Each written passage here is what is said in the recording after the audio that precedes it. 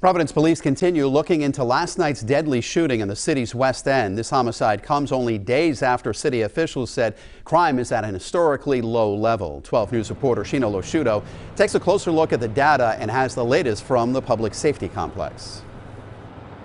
Well, in this newest case, police have not publicly said anything about a suspect. We know this is very active. Police were back at that crime scene today. Providence police detectives captured going up a ladder, taking down what appears to be a security camera Tuesday, one day after a 28-year-old man was fatally shot inside this building on Waverly Street. A police canine was also there as investigators look for new clues. Hopefully we can get some clarity on what happened here and bring the perpetrator to justice.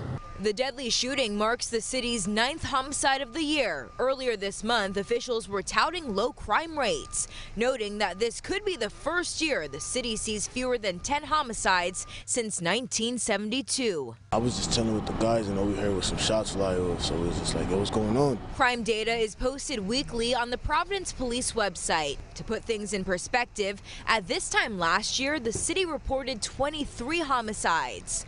Police have not publicly said anything about a suspect or any arrests in this latest shooting, only telling us several shots were fired Monday night. Neighbors noticing the commotion as investigators carefully combed through the neighborhood for hours. So it was just like, what's going on? You know what I'm saying? We was just peeping out the window and shit. Now, police did not hold a press conference about this today, so really there were no new updates since last night. The victim has not yet been identified, and police told us last night they're still working to find out whether or not he was targeted. Reporting live in Providence, I'm Sheena Losciuto, 12 News. Less than 2 weeks until the new year, Providence police were investigating the city's 9th homicide of 2022. The shooting was in the West End and it was breaking last night at 10 and 11. Today, we saw investigators back at a business on Waverly Street where the victim was killed. 12 News reporter Sheena Losciuto joins us now live from Providence with what she's learned. Well, police are still calling this a very active investigation. They're looking into several factors, including whether or not that victim was targeted. Detectives back on Waverly Street Tuesday. This is where Providence police say a 28-year-old man was fatally shot.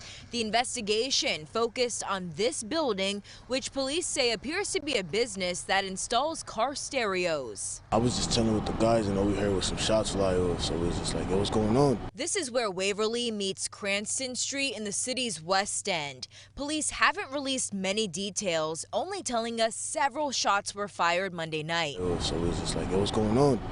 You know what I'm saying? We was just peeping out the window. The deadly shooting marking the 9th homicide of the year in Providence. Mayor Jorge Elorza says if this is the last murder of 2022, it would be the first time the city didn't reach double-digit homicides since 1972.